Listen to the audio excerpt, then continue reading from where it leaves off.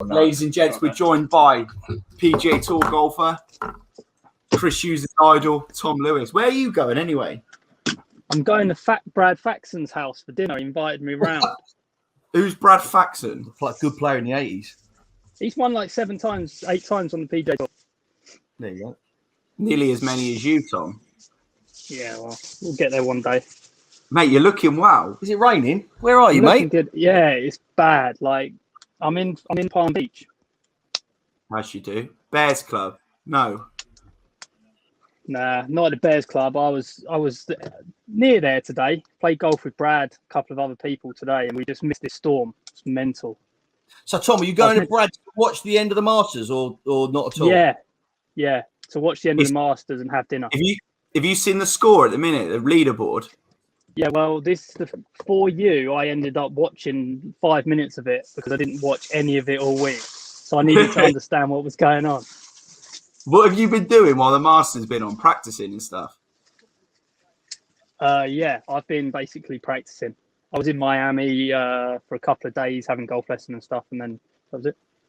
Mate, you're some boy. Tom, what's it like as a watching the Masters? These are players you play with week in, week out. What's it like watching them?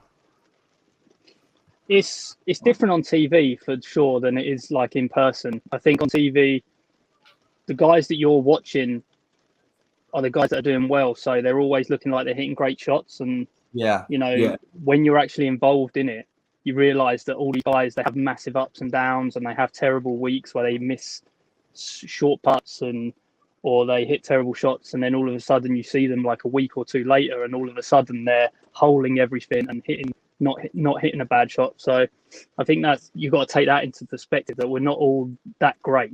Just occasionally we have a great week. I think that's the thing with the coverage, isn't it? You know, when we all sit at home and watch all the coverage on TV, but you only really see the good shots. And if they go to a player who they haven't shown all day, who's like 8 or 10 back, you just know they've hit a good one or they've holed out from 120 yards because that's just the way the coverage is. And then I've seen. Go on, sorry. No, carry on. What are you going to say? So, how many times have you played Augusta, Tom? And talk us through it. Well, he hasn't played Augusta. Oh, no, but not even as a guest, though. No, mate, this is what we were talking about. We had to go to Tom to wonder how certain people got on the course, didn't we? Oh, because Tom might have been invited by a member or something. Nah, Tom, Tom, what you had to be. We'll get there soon. Like you have to be. What's the world ranking? Like it's actually quite interesting how it works out, isn't it? Yeah. But to get into the Masters, you've got to be top 50 in the world by January the 1st, or top 50 in the world by 2 weeks before the Masters. And last season, I was world number 51 when they cut it off at Christmas. Oh, missed it by a rank. Oh, cheers. Oh, Jesus. Yeah, that's a killer. But I know, but what I love about you is you've got like a list of people. Like obviously, as a golfer, you grow up. It's like your dream and stuff. You've got like a list of people, like family and friends, haven't you? Who they'll be like your invites and stuff. When you get there as a player, you'll be able to invite them all out. It'd be an unreal sort of spectacle, wouldn't it, for everyone? Yeah, I've written the list down, and over the last year, it's changed a little bit. So, where's Hughes on the list? He crept in that top list. He's crept on the list. So did Matt. But we're gonna find Jim. He's so desperate to come. Jim's. When you told me, Tom, that I was on your list, right? This is my one. Tom is my one-way ticket to Augusta, by the way. When you told me that, Jim was like, "No, you're talking shit." And I said, "Mate, honestly." And then I said, "Matt's in there," and Jim nearly had I've never seen someone have a hissy fit at the age of 44. But Tom, I was going to go on. I was going to say the only reason that Matt's on there and Jim isn't is because me and Jim have never met, even though he's been in my house drinking my wine.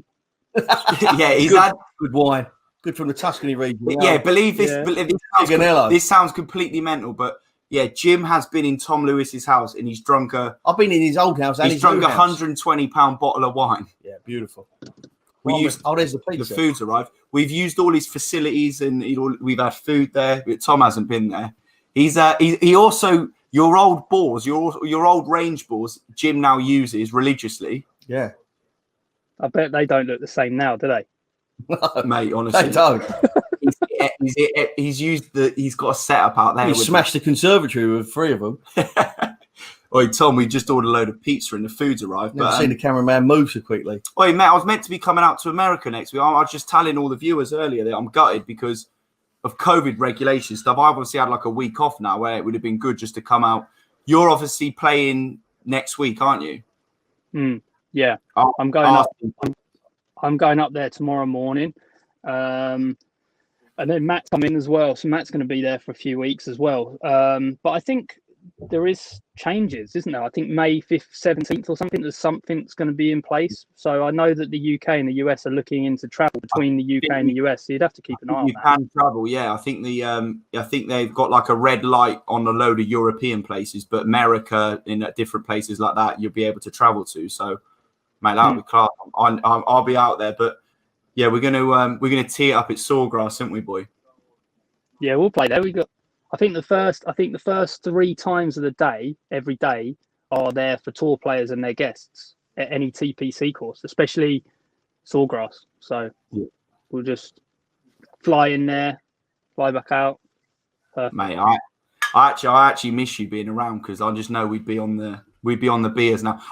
Mate, honestly, an hour into this, Tom, I was half cut. I was getting quite drunk. I was getting quite worried that I wouldn't be able to do this whole live streaming stuff, but yeah, Jim's trying to watch a golf in the background. Beers. Oh, Tony's only stuck it in. He's hold it. Oh my God. What's that for? Well, Eagle? I know Rory had a 5-shot lead one year going into the Masters, remember, going into that turn. I'm pretty sure it was like 5. So it's possible something can change, especially around that turn. If Matsuyama, has he played 11 yet? Yeah, he's on 11 now. Is he into the green? Yeah, he's in the green. He's 6 clear now as Zalatoris. Playing very steady. 6 clear as Zalatoris, 7 clear as Spieth. But the only thing is, what I said with this one, Tom, and you might be able to back me up on this as a pro. When Matsuyama looks over his shoulder and Zalatoris, he's got a newcomer chasing him down, the nearest chaser. That kind of eases the pressure, surely. I think a little bit.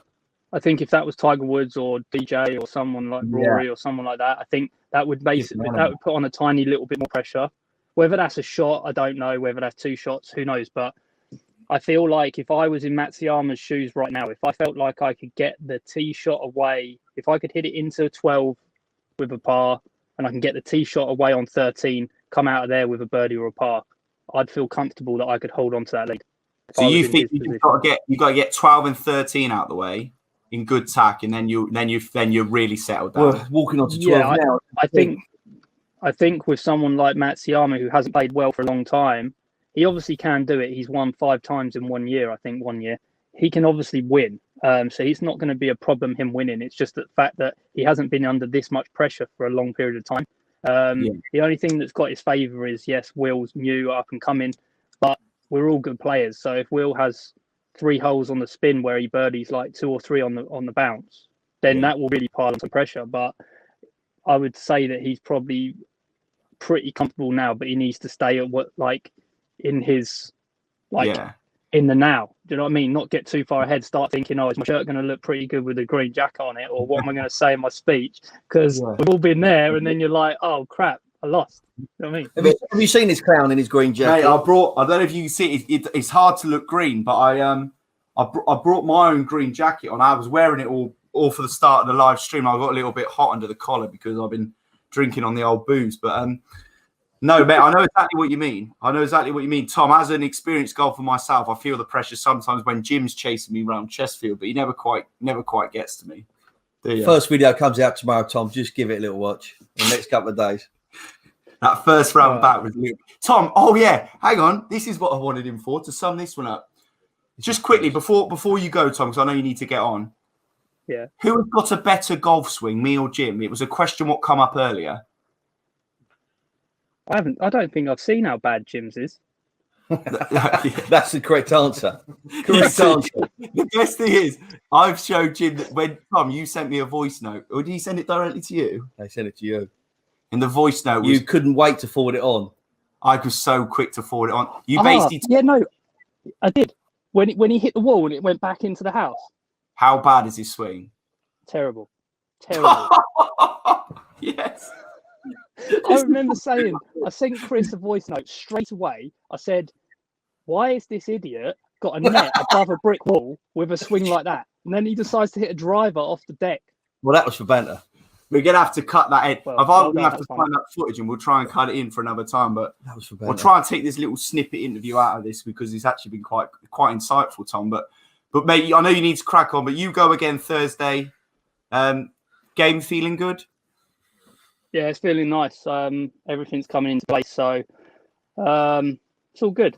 It's all good. I'm happy. So it should be nice to get some company. Every time I'm in Palm Beach, I'm on my own. It's bloody boring. I wish you were here. But I know, mate. You're looking good. Isn't it? Looking good looking today, boy. Yeah. Hair's growing long, getting the hair going. You're getting the old locks back. Same here, man. I know you. I can see yours. I think I'm going to keep the sides long though. I'm going to go for the Tommy Fleetwood, like. Yeah, get it going out. I think. Yeah. Jim, how's yours going? Mine. No, no good. No, he still looks rotten. He still tries, bless him. But yeah, Tom, we'll get in the hot tub when you're back anyway at your new gaff. Tom is building. Tom is building gaff of all gaffs. It's the gaff's unbelievable. It's a hot tub. He's got his new simulator in there. I've actually spent more time at his house, which is being made right now and all renovated and stuff, than he's actually spent because he's obviously in America. Cribs job, isn't it? Yeah, very nice. Jacuzzi's going in on Wednesday, boys. So love it. The wine's ready there. The room's all done. Everything's there. Oh, magic! I might get my agent onto MTV. Try and get me a gig for MTV Cribs. I'll pretend it's my house and we'll split the fee, Tom. I did actually book you for that. Yeah, I know, but I'm gonna have to borrow his house. That's what I have to do. I know that these clips are going to be done at my house more often now, aren't they? I'm just going to see all the pictures in the background, and I'm going to be like, that's nice. Well, I was going to film this at your old house and use that Tiger Woods and like take everyone on a tour around your house because it was just quite funny with all your old golf clubs and stuff in there. It just looked the bollocks. You could do that. There's still no one there. To ask. I don't like asking, Tom. You don't have to ask, Chris. You got my key. I don't even have a key to my front door. You've got it. In the chalet then? I've still got your. That's the worst thing. I've got your key on my car key still. That's quite. That place is yours, boys, until whenever. Until I tell you that. I think it's. I don't know. Over the next 4 weeks, you've still got some time. Oh, there we go. Go and do a little. You could go and do a little TV Cribs tomorrow. You don't have to ask. Tom, you're looking fresh as a flea. Your skin, you can tell he's away in America. He's sun-kissed, isn't he? Oh, sickening. Mate, you look like you're on a song. You can imagine the tan, can't you? Danny, any good looking? Oh, would you, Dan? Unbelievable, all day long. All day long. You've never met Danny. Danny, quickly come and say hello. He doesn't want to show his face because we've given him a ribbon for 2 hours, right? But yeah, I saw that someone, Nina, had been defended him. So fair play to her. Nina stuck up. We do a cameraman reveal at 10,000 subscribers. That's how it works. Yeah, a long way from that then. Yeah, exactly. No, Tom, you crack on because I know you want to go get a beer down here. All right, yeah. Sorry, boys. I'll go and I'll chat to you boys another time and we'll do it again. Cheers, Tom. Love you, boy. All right, guys. Have a great time. Yeah, mate. Bye. Go well, buddy. Bye. What geez. Bye, bud.